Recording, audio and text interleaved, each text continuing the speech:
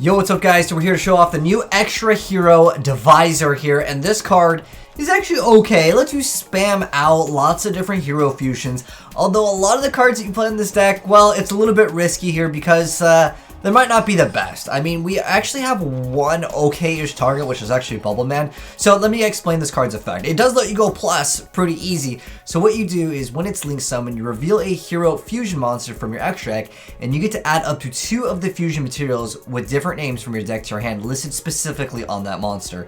If a card just has like 1 water plus a hero, you can't just go ahead and reveal any cards. It has to specifically list the card. In this instance though, we did happen to see, let's say like for a Tempest or Flare Wingman, it has to specifically list like Flame Wingman or Sparkman, or for example Sparkman and Bubbleman, which probably is like your best bet. And again, you don't even get to add up all 3. If you got to add all 3, it'd be super plus, but at the end of the day, these cards have what I would consider to be very mediocre effects at the end of the day, because they're just older legacy cards. But this could be a hint that we're going to be getting more new hero fusions that are actually decent. Sunriser is an excellent addition for heroes. I mean, you guys have seen probably my God Hero variant deck, and if you guys haven't seen that, I'll link it down below, but there's lots of different ways that we can utilize this card, and actually just get a lot of good plays. Usually it's just with Liquid Man to go +2. It's basically you get a Pot of Greed's effect twice with Sunriser. Really easy and consistent things to do. But there is a really good duel in here, which is towards the very end. But I want to showcase off a few of the different things that you guys can do in this deck. But pretty much what we're focused in on is going for the new extra hero Diviser over here, because oops, not Dread Decimator. we're making this card over here, but it has another bonus effect. So once per turn, each fiend monster that this card points to gains attack and defense equal to its level times 100. But it's pretty much just going to be only used for a hero. But there's also another downside. You can't special summon monsters the turn you activate this effect except for hero monsters. So like I said, you get to boost up some of the cards, but at the end of the day, is it really that great? I don't know. I think that what it does offer though is the ability to go for, again, more legacy support. But going back to what I was saying before, that like some of the cards aren't very good from previous like generations. We're looking at like E-Hero Shining Flare Wingman. His effect that it gains 300 attack for each E-Hero card in your graveyard, and when this card destroys a monster by battle and sent to the graveyard, you get to inflict damage to your opponent equal to the attack of the destroyed monster in the graveyard. So it lets you push for OTKs, but heroes did not have a problem with this. I mean, look at the amount of heroes that we're summoning. It's crazy, but again, at the end of the day, you could OTK very easy in heroes in the first place. He just, I had to say Yugioh over there. Now this Lightsworn player, before you guys meme him, he's playing a Lightsworn Shaddoll Invoked variant, which is really interesting. He's even playing Stirring Mirror Force, which actually saves him over here because, well, just watch what happens. So first off, we're going to go ahead and see the Solid Soldier. That goes ahead and gets stopped by the effect feather, but Fusion Recycling Plant is activated, and then we're going to go ahead and get that Poly, go for Sunriser, and on top of that, get the effect of Vion.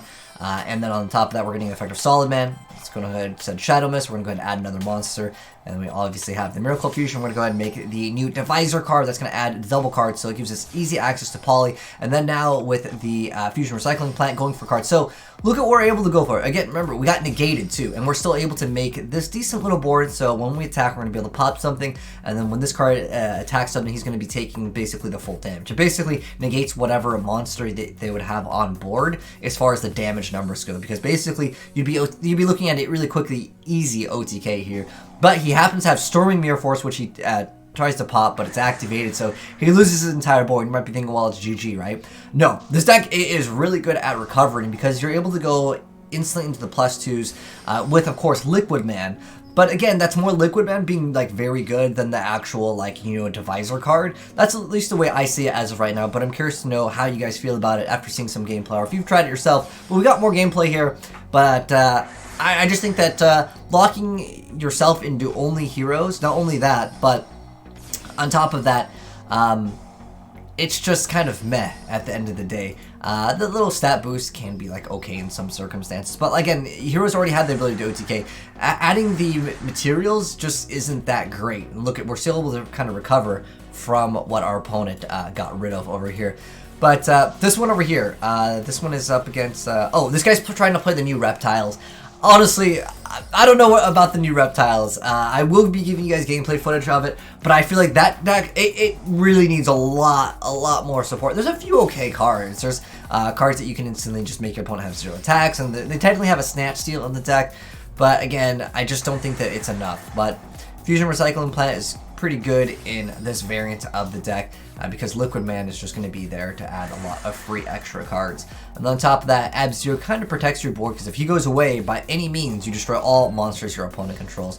This guy also has the Crackdown and the Naga over here, and it can't be destroyed by battle, but you guys already know we're probably going to be destroying it by other means here. So we're going to go ahead and see the Diviser summon, and then, of course, Ab-Zero going to be activating its effect because we're using it as material, and that's just going to get rid of everything. The Reptile deck is honestly just way too slow. We need a lot more Reptile support, so he's going to go ahead and attack, and then we're going to go ahead and see that pop of that card, unfortunately. But I don't know why he didn't activate it. I don't think that this prevents your opponent from like targeting any of your cards. I just think he kind of gave up because I guess he could take like maybe one, but then it would technically attack over it. If he didn't take Flare Wingman, the other card would have actually just popped Flare Wingman in the first place. But if he didn't take Flare Wingman, whatever the attack was, well, they're going to take the monster's attack anyway. So I guess maybe he kind of understood that it's Reptile's GG, man. But anyways, this guy over here opens up with a lot of disruption, and so we're going to go ahead and check this one out. This is versus Sky Striker Mech Knights, which is, well, I mean, I think you can throw Sky Strikers in almost anything and it becomes slightly viable.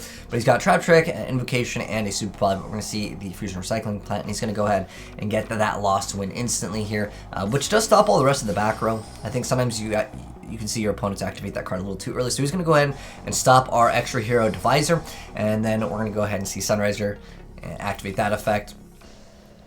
And go ahead and add that Miracle Fusion. The King of Swamps going to go ahead and add that Poly. Miracle Fusion activated, and then we're going to go ahead and see the Ab-Zero once again. We're going to be able to pop any card because he knows he can't activate that, and the other Lost One is just set over there. And basically he has to deal with this board. I guess if you go for Sunriser, it can kind of help out, protect this card a little bit. But at the end of the day, I think that, again, this is addition to heroes that is what I would consider just a downgrade from Assault, like 100%. But I want to show you guys what it can do. I just wish it didn't lock you into heroes, and also there needs to be better legacy support for the heroes. Again, even if it added all three and didn't have that, I still don't think it would be that great. I mean, adding like the Avian, the Sparkman, Bubbleman's probably the best, honestly. But it's still not that great, and especially with Bubbleman just not seeing that much play, because if you play Bubbleman, that means no hand traps. That means you have to go all in like every single time. You got to be playing Infernities over there with your heroes. But because then top decks, he's got the Mind Control, and he's going to go ahead and go to Battlefield. I don't really understand the play of the Mind Control. It was GG anyways, I guess, at the end of the day.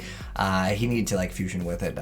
I really just don't see the play of that, unless there was some like one link that required something. But anyways, now that you guys have seen some gameplay of the new Diviser, let me know what you thought of it. But here's the deck profile in case any of you guys wanted it.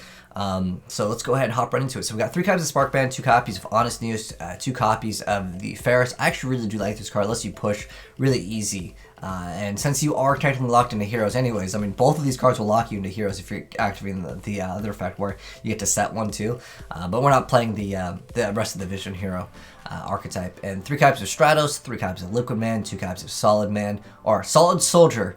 And then we got 3 copies of Stratomist, 3 copies of Vion, 2 copies of Bubble Man, 3 copies of King of Swamp, 3 Ecall, 1 copy of Hero Lives, 3 copies of Polymerization, 1 copy of the Reinforcement of the Army, 2 copies of Miracle Fusion, 1 copy of Reborn, 3 copies of Fusion Recycling Plant, 1 Tempest. I'm gonna move, where is it? These cards over here. These are your like targets, I guess. You have Tempest, you have the Shining Flare Wingman. So this one lets you go for Flame Wingman plus Sparkman. This one lets you go for Avian, Sparkman, Bubbleman. We're not playing Avian in here. If you could add 3, I guess you could make this, but this one has the effect where it can't be fusion summoned.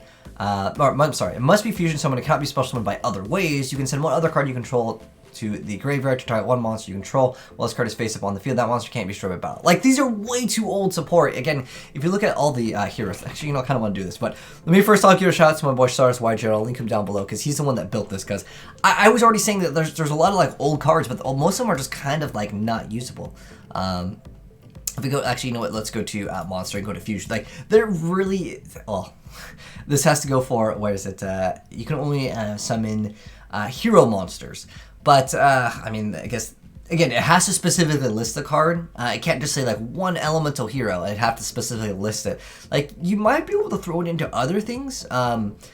Like, I was thinking, like, like, I guess, older hero card, Destiny and Dragoon was kind of a cool card. Maybe this would be a more viable build than, like, the E-Hero. We'd play, like, the Destiny hero engine.